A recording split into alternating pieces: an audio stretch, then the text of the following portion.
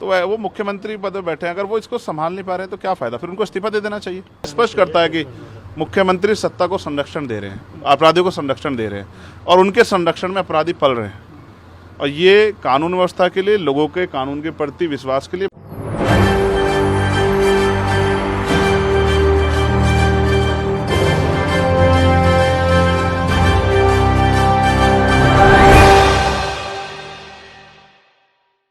नमस्कार, ESPN 9 news देख रहे हैं आप। आपके साथ मैं हूं मानसी जायसवाल। उत्तर प्रदेश के सहारनपुर में भीम आर्मी चीफ चंद्रशेखर आजाद पर हमला होता है। जानलेवा हमला इस तरीके से होता है चंद्रशेखर आजाद पर कि उनकी जान पर बनाती है। जी हां, कार में जिस तरीके से उन पर हमला किया जाता है, उत्तर प्रदेश की कानून व्यवस्था कटघरे में खड़ा किया जाता है। प्रेस कॉन्फ्रेंस करके जिस तरीके से चंद्रशेखर आजाद योगी आदित्यनाथ से सीधे तौर पर इस्तीफे की मांग करते हैं, उनका साफ तौर पर कहना है कि अगर उत्तर प्रदेश की कानून व्यवस्था योगी आदित्यनाथ से संभल नहीं रही है तो उनको इस्तीफा दे देना चाहिए। तो लगातार तमाम विपक्षी पार्टियां इस वक्त चंद्रशेखर आजाद के समक्ष बोलती हुई नजर आ रही हैं, उनके समर्थन में बोलती हुई नजर आ रही हैं और साफ तौर पर जो स्थिति है वो बिल्कुल साफ होती हुई नजर आ रही है कि जिस तरीके से उत्तर प्रदेश की कानून व्यवस्था चरमराई हुई है, योगी आदित्यनाथ से इस्तीफे की मांग की जा रही है। जी हाँ, चंद्रशेखर आजाद पर जब से हमला हुआ है, इसके बाद इससे पहले अतीक अहमद की जिस तरीके से दिन दहाड़े गोली मारकर हत्या कर दी गई, उसके मद्देनजर लगातार जो है वो कटघरे में खड़ा किया जा रहा है योगी आदित्यनाथ को। जब जो है चंद्रशेखर आजाद को हॉस्पिटल से डिस्चार्ज किया गया, उसके बाद उन्होंने मीडिया से बातचीत करते हुए योगी आदित्यनाथ के बारे में क्या कुछ कहा, सुनिए। ये सब मीडिया के ही लोग हैं।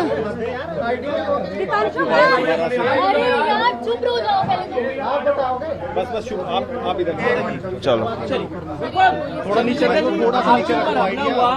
चेहरा दिखाई देगा, सबने बीत चुका है, कोई कार्रवाई नहीं हुई, क्या कहना चाहेंगे अभी आप कैसा?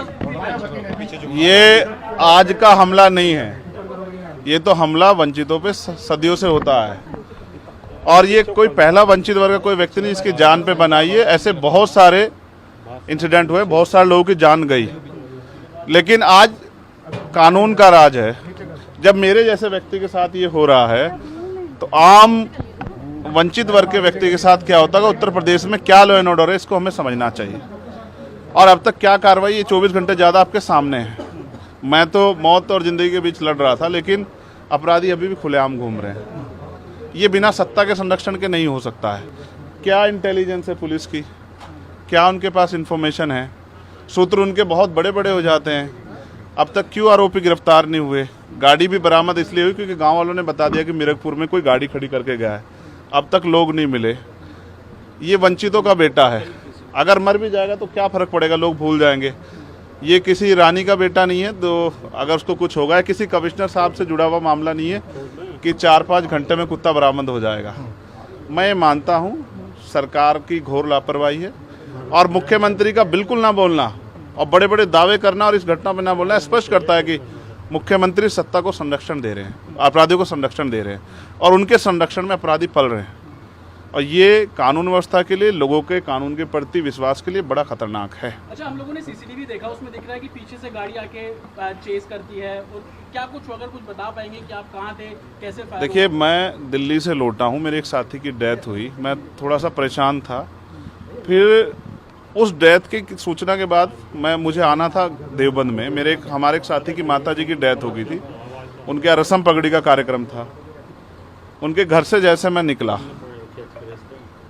सहारनपुर की तरफ मुश्किल से 50 मीटर चला होगा, एक गाड़ी आती है। मैं फ़ोन पे थोड़ा मेरा ध्यान था, उसने जो वहाँ से गोली चलती है और वो गोली मेरे कान के पास से निकलती है। मैं अपने साथियों को कहता हूँ कि गोली चली है। पहले मुझे लगा, उस आवाज़ से लगा पटाखा है, लेकिन बाद में जब उसके वो वाइब्रेशन हुई जाते हुए तो मुझे एहसास हुआ गोली, और वो गाड़ी में टकराई भी। फिर दूसरी गोली जब मुझे लगी, बुलेट जो चीरती हुई लोहे के हिस्से को गाड़ी के, और वो मुझे लगी, तब मुझे एहसास हुआ कि हम गिर गए। फिर तीसरी गोली चली, इसने मेरा आगे वाला शीशा पूरा डैमेज कर दिया। चौथी गोली पे मैं नीचे हो गया, जो गोली आपने देखा कि वो सीधी उसमें लगी। अगर मैं नीचे ना होता तो वो मेरी छाती के आर पार चली जाती। फिर वो गाड़ी 10 मीटर आगे जाकर रुक जाती है, वो 2 हवा में फायर करते हैं जैसा मैंने देखा, और फिर उन्होंने फिर हमारी गाड़ी फायर किया। वो गाड़ी के वो फायर जो है गाड़ी के नंबर प्लेट पे लगी। मेरा ये मानना है उनको ऐसा लगा होगा कि हमने जो काम करने आए थे वो कर दिया, अब ये मर गया। शायद जैसा पहले कई घटना में हो, फिर वो शायद सरेंडर करने के मूड में थे। लेकिन जैसे ही मनीष ने गाड़ी को मेरे कहे से यू टर्न लिया, उनको समझ आया कि ये जिंदा है, तब वो वहाँ से भागे। हमने पुलिस को बताया कि ये गाड़ी का नंबर है, फिर उन्होंने उसको इंक्वायरी किया। पुलिस के अच्छे अधिकारी यहाँ हैं, उम्मीद है वो अच्छा काम भी करेंगे। लेकिन ये स्पष्ट हुआ कि अपराधियों में कोई डर भय नहीं है। कितने लोग थे? 3 लोग थे।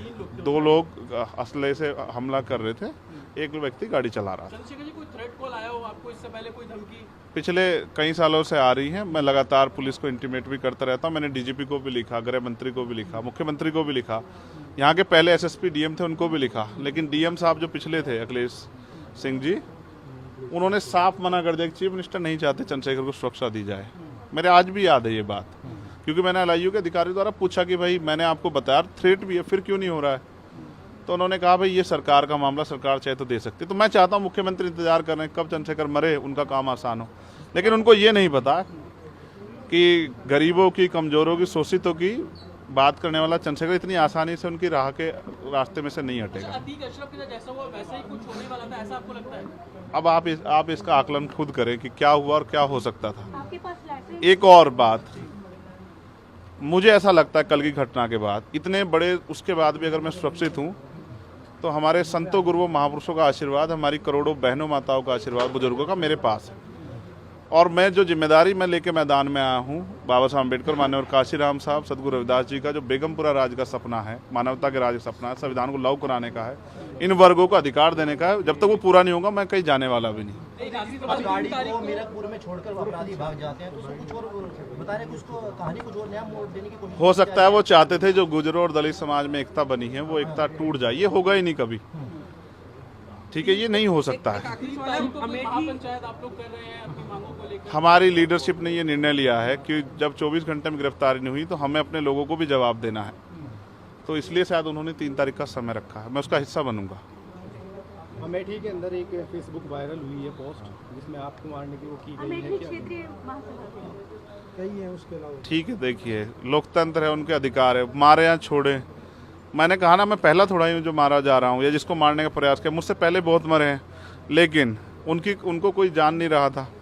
मुझे लोग जानते हैं तो मेरी बात पे बात आगे बढ़ रही, लेकिन मैं अपने लोगों को मरने नहीं दूंगा। ये भी तो सुना आपने किस तरीके से चंद्रशेखर आजाद योगी आदित्यनाथ पर बड़ा हमला बोलते हुए नजर आए। उनका साफ तौर पर कहना है कि सत्ता के जो नशे में इस वक्त अपराधी हैं वो जो है उनको पनपा रहे हैं। योगी आदित्यनाथ जो है वो अपराधियों को पनपा रहे हैं और अपराधियों में बिल्कुल भी डर का माहौल इस वक्त नहीं है और मुझ पर जानलेवा हमला किया गया। इस तरीके से योगी आदित्यनाथ को अपना इस्तीफा दे देना चाहिए। इस तमाम मुद्दे पर आपकी क्या राय है, हमें कमेंट करके जरूर बताएं। देश और दुनिया की तमाम बड़ी खबरों के लिए देखते रहिए SPN9।